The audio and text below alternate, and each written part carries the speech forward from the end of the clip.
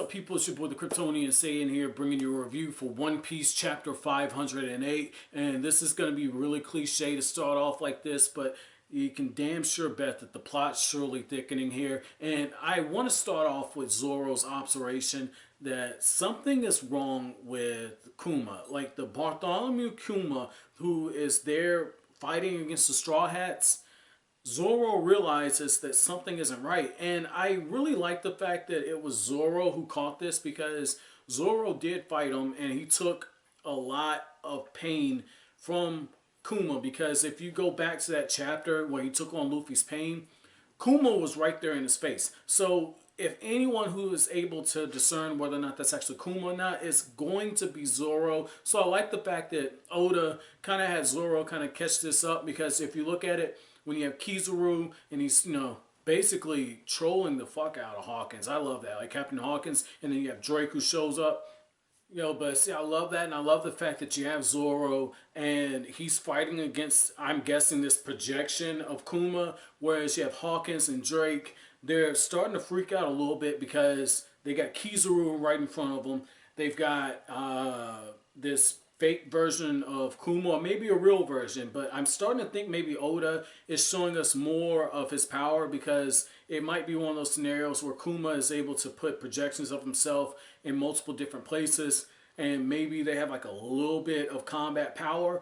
But even if it's just 1/10 of what Kuma is able to do, I'm really expecting that to be more than enough for Hawkins and Drake to maybe get defeated and probably captured. Because if you go back to it, like, Hawkins is just being really deliberate. He's going through and he's calculating the different percentages. And I love how one of the things he says is the percentage for defeat. I believe he said that was 100%. And then it just keeps going down. 70% for this scenario, 15% here. I think it was 70% for being able to defend yourself against the admirals and everything that's going on. And I love the fact that when Kizaru just shows up and he says, yeah, okay, so you don't know who I'm looking for? Okay, that's fine. But I can't let somebody like you who has a very high bounty escape me. And so what it tells me is that these admirals, I know, I read like all like little different things and all that. So I know, like, with the admirals, you guys have been hyping them up for a really long time. And so I'm guessing they're at that point because not only are they strong, but they're intelligent. And, part of that position is knowing the up-and-comers or whatnot. And they've probably got, like, people like Luffy, their images ingrained into their brains, because it isn't the threat that's in front of you that you should be worried about. It's the one that's coming behind you. And this kind of fits into the whole shonen trope and cliches, which is the next generation always surpasses the last or the one before them. And I love the fact that you can make that connection in the same arc where you have Rayleigh, and I apologize, I've been saying Raleigh, but I got online, and now I'm a few chapters into the arc, got online and I googled in Luffy and Rayleigh's conversation, and I heard it spoken in the dub, heard it spoken in the sub. I was like, okay, it's close enough.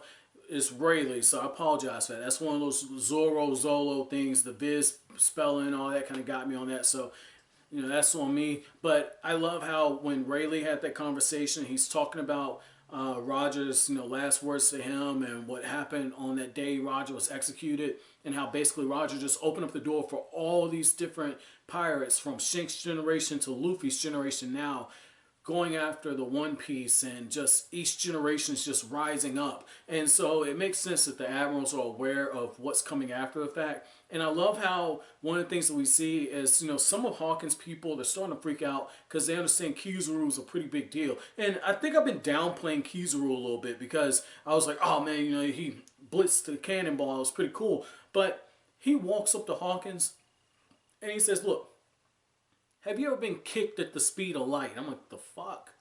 And sure enough, he kicks him, splits his head open, blood's coming out, and then Hawkins just gets up and he says, oh, you are pretty impressive. Okay. And that's when Drake shows up, and then Drake gets referred to as a rear admiral.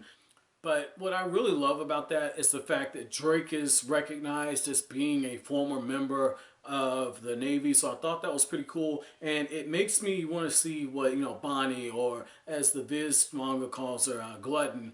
I really want to see what Bonnie does, like how that interaction with her kind of goes and whatnot, because it will be really cool to have each of the Straw Hats encounter in some kind, not Straw Hats, but each of the rookies encounter Kizaru at some point. But it looks like that might not be the case, because Luffy does need to play hide and seek or whatnot, because if he gets caught, that's going to be it. His ship isn't going to be ready. And I like how one of the guys that's being chased, you know, he points out, like, well, I've got a 7 warlord here, and I guess I should know that because we're so close to Navy headquarters, they weren't going to let me pass through with ease. And I like how you have that, and then early in the chapter, you have this really heavy set dude. But what I like about this heavy set guy is his Devil Fruit ability is very interesting, because you have all these bullets being shot at him, and they're, at one point it looks like they're actually passing through his body, but when you look at it also, one of the things you see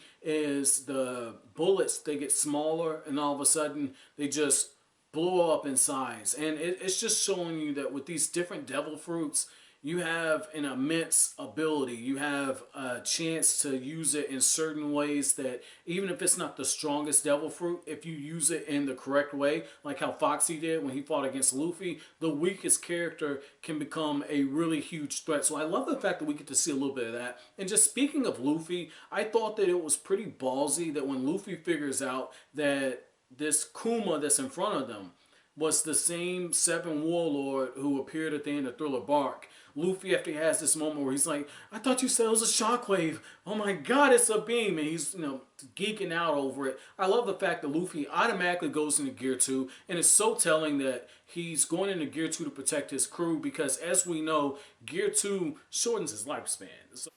But I really like the fact that Luffy automatically pulls out the big guns for this, and it really has me hyped to see where Oda's going to kind of take this, and if Luffy is going to get an opportunity to kind of gauge his strength up against yet another one of the 7 warlords. And given the fact that Zoro is pretty much hinting that this is a projection or whatnot, that this isn't the actual Kuma, I really like the fact that Luffy and the rest of the Straw Hats are going to get their first scare while they're on this arc, or this island, this archipelago. And you could say like the auction hall and whatnot, but like now that they have a deadline and they know that they have to stay away from Rayleigh long enough for them to fix their ship so they can escape, and they've got a warlord on the archipelago, and there's only so many groves they can hide on. It's a real cat and mouse game, so I'm really loving this. My chapter question to you guys is, what did you think about Drake teaming up? Like, how do you feel about that? Are you as excited as me